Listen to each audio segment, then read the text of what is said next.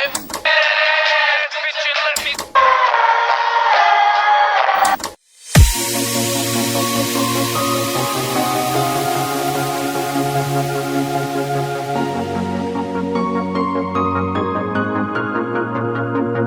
geez, Rick, I don't know if I like this plan, you know? I mean, crowds, they have a tendency to make me really nervous. Morty, relax. It's just a bunch of ones and zeros out there. You're gonna be fine. Just follow my lead. Yo, DJ, drop that beat. Morty, Morty, Morty, Morty.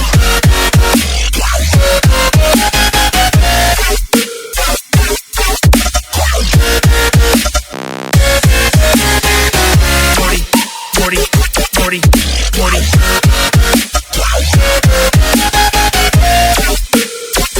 Well, beloved Dum-Dum! Morty, Morty, Morty, Morty, Morty, Morty, Morty, Morty, Morty, Morty, Morty, Morty, Morty, Morty, Morty, Morty,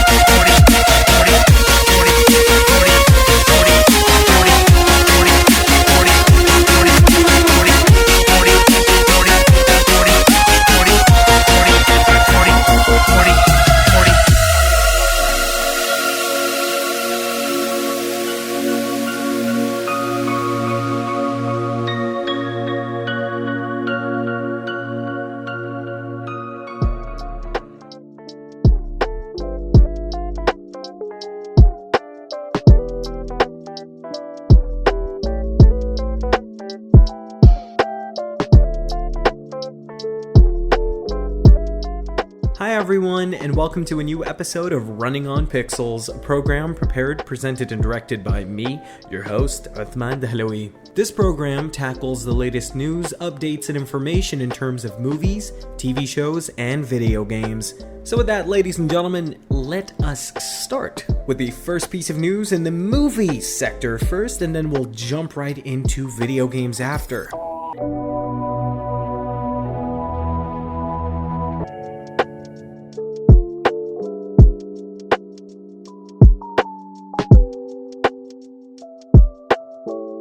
Starting off with the first and most anticipated piece of news in the list, or at least my list, Train to Busan's New York remake sets a release date in 2023.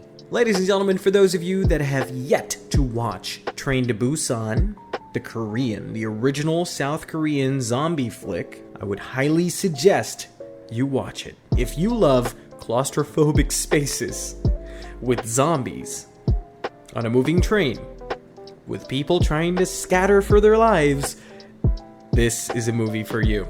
Now, ladies and gentlemen, as always, the word remake does send chills down our spine. Why? It's scary. It's a new, exciting take on something, and they're trying to develop something different. Will it remain true to the original story? Will it remain true to the original plot? We don't know. But the upcoming English language remake of the 2016 South Korean zombie flick has finally been given a release date. The upcoming English language remake, of course, Train to Busan, titled The Last Train to New York, has finally been given a confirmed release date.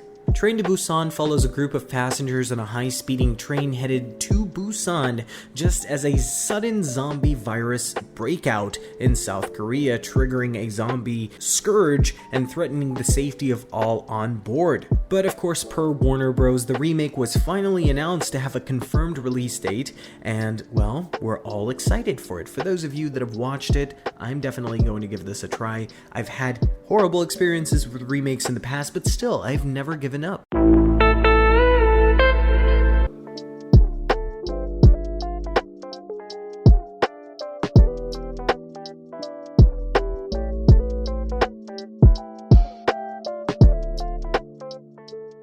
Moving on to the next exciting piece of news, ladies and gentlemen, and this one is a big personal favorite of mine, The Haunted Mansion. Yes, Disney's The Haunted Mansion movie remake is coming, ladies and gentlemen.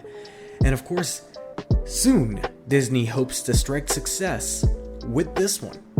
This time, a remake of The Haunted Mansion, The Hollywood Reporter initially broke the news of the franchise's reboot in 2020, and it was officially confirmed that Disney had plans to give one of their most popular rides within the park of the cinematic treatment again. Here is, of course, what we can expect.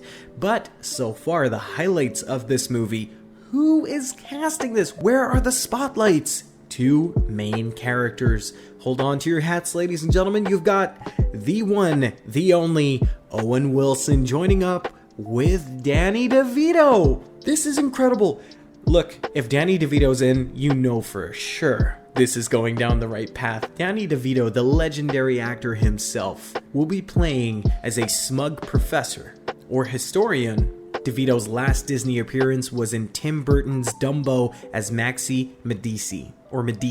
No exact release date has been attached, of course, to the Haunted Mansion, even with its initial announcement of production, of course, but we can expect a lot of things. I am a big fan of this movie way back in the day, and I'm really excited to see this one on the big screens. Hold on to your hats, everyone. This is gonna be an incredible ride to watch The Haunted Mansion again, starring Danny DeVito and Owen Wilson together.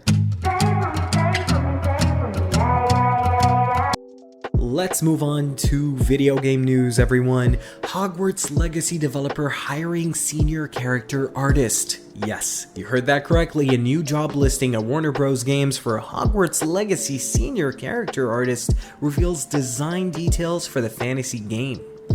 The universe of Harry Potter has always been full of exciting creatures, monsters, and magical entities not quite human.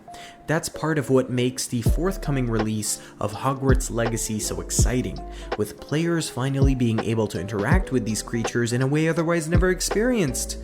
One interesting job listing, of course, reveals some details regarding the development and creation of these fantastic beasts, so it shows that they're really serious and they're willing to pay top dollar for good artists to ensure the perfection of this development. Now, ladies and gentlemen, we can expect a lot of things from this game. There's going to be NPCs for Hogwarts Legacy.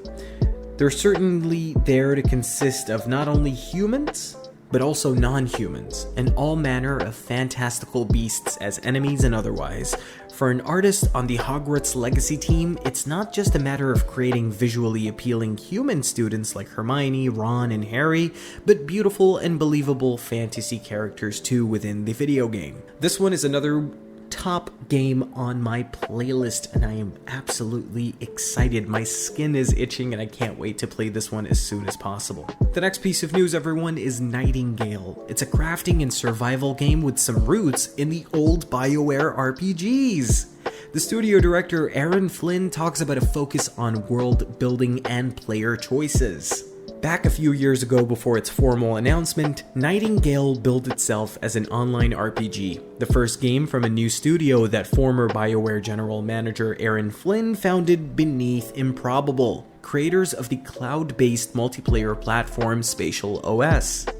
Now, after announcing Nightingale with a reveal trailer, of course, that recently came out, Flynn talked with Eurogamer about the studio's plans for its setting and the choice-based ways players can solve problems in the world. Now, Nightingale's particular alt history is a magical Victorian era where magical portals enable travel to other realms. When that network of portals collapses, player characters called Realm Walkers are trapped in these alternate worlds and left to survive and find a way home to the magical city, Nightingale. Flint's latest comments about the sandboxy qualities of Nightingale sound more like an emphasis on the kinds of choice-based RPGs a lot of people associate themselves with, especially BioWare.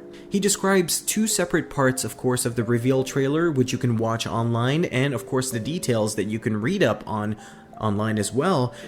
There's a really nice moment in there that's meant to show the world that will be presented to us players, where a giant is bending down to receive an offering from players. That's one way you can solve the encounter. The other one, which of course the trailer shows later, is several players in combat with the giant who's stomping through their community. Each challenge has a different outcome, and each decision has different consequences. Now, I do love decision-based games that has different consequential alternatives, and really. It just makes it more of a your choice type of thing, and it gives every player a different, unique experience.